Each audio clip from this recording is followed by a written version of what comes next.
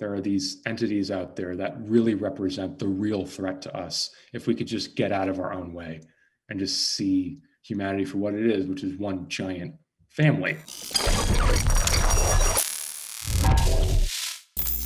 Hey, what's up, folks? It's Karama, aka the Blur Girl, and welcome back to my YouTube channel. Now, if you are a fan of The Expanse, you're really going to love this episode.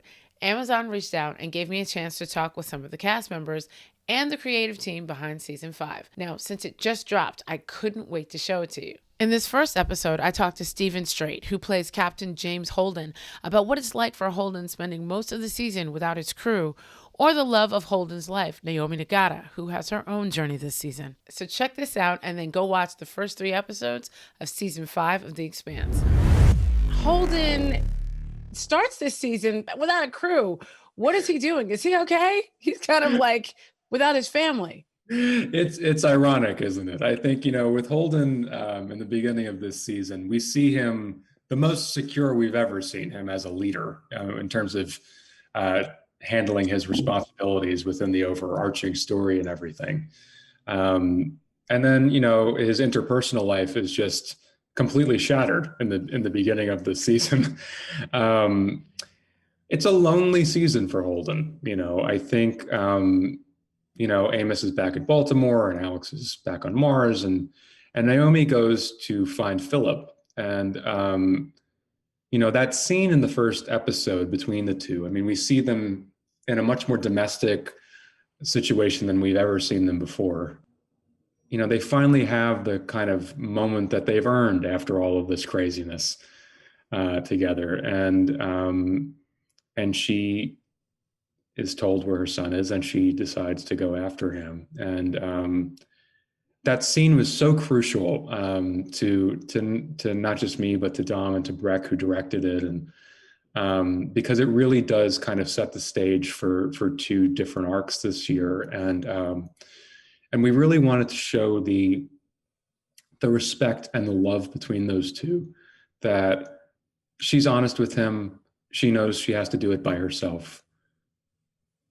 He's worried about her, but he ultimately respects her and trusts her enough to accept that.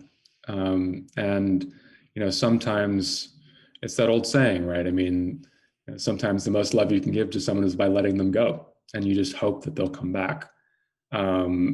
So I think within showing that and within showing Holden's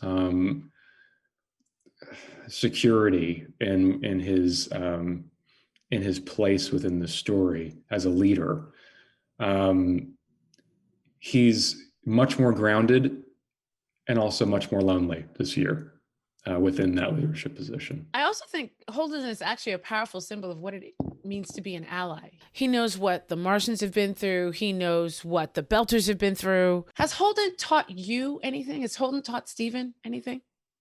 I think if anything, it's Holden has shown me that true strength comes through humility.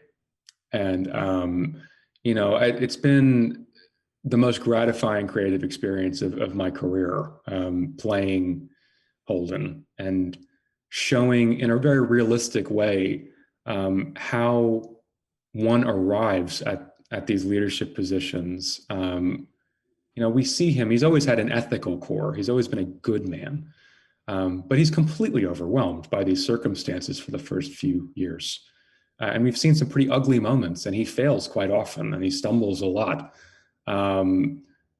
He's always good. He's always trying to do the right thing, but he often doesn't get it right. And, to be able to show his evolution through that, to show the fear, to show the overwhelmingness of what it means to push through those things and to not stop despite that, has been an amazing journey to show. It's a very kind of rare hero arc. Usually one sees the hero kind of just being that way from the very beginning, that they just have something about them that they have the ability to deal with something like that. And for Holden, it nearly breaks him a few times. And it's been really gratifying to show him arrive here now to get to this place. You guys finished shooting in February, right? Yes. What has it been like going home, looking now at The Expanse season 5 through the lens of 2020? Oh man, it's I mean, what a year, right? I'm here in Brooklyn, and it's just been, I mean, for everybody, it's just been such an eye-opening experience this year. I will say that the thematic importance of what we've tried to tell in The Expanse, and that's certainly true through the books, tackling the socio-political dynamics and the interpersonal dynamics and the dynamics around identity and et cetera, in the face of existential threats to humanity feels very pertinent. And we've always tried to treat these subjects with the most respect we can, and try to honor those subjects, and telling them with the most care. And I think it's something that I've always felt was the most important piece of of making this show, was that sometimes when allegory is used, you can spark conversations in places that just wouldn't be had otherwise.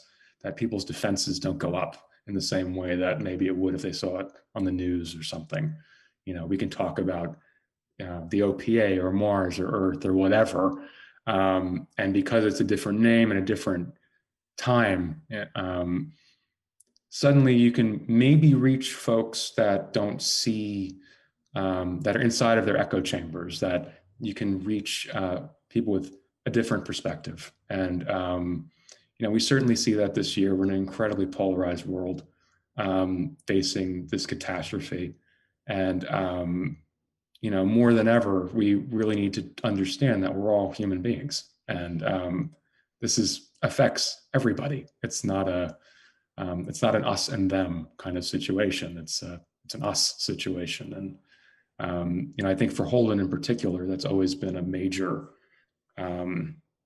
been a major push for him. He's the guy that every side talks to, and Yeah. that they trust to a certain extent. And he's always constantly trying to push the fact that there are these entities out there that really represent the real threat to us, if we could just get out of our own way and just see humanity for what it is, which is one giant family of the same people.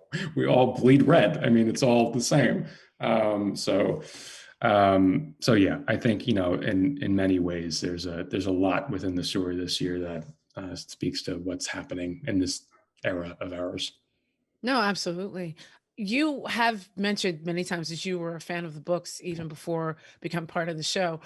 What's it like knowing that the show was actually ending after 6? Like, have you been talking to everybody like, okay, make sure we talk about this, make sure we talk about that? Like, what is it that you would really love to see from the books before we end this? Sure. I don't want to give too much away what happens in book 6. I will say that between 6 and 7, there's a very large time jump.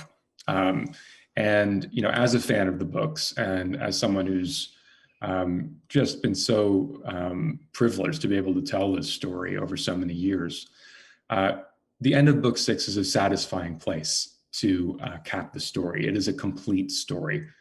And I'm fully aware of how rare that is in this business, to be able to tell a full story from beginning to end. And one never knows down the line what could happen with those other books. But in terms of this television series, it is a full, complete story. And I'm just deeply grateful that we're able to do it.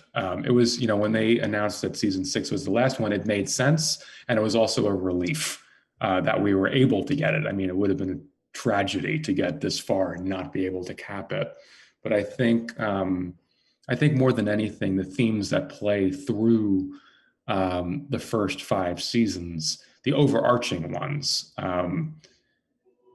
what I want people to come away with at the end of this story is the impact that we all have on each other, and hopefully hopefully we can manage to work together on these issues that affect everybody. There's so many different things that these themes can be applied to, whether it be climate change or whatever. But there's a lot for us to deal with as human beings these days.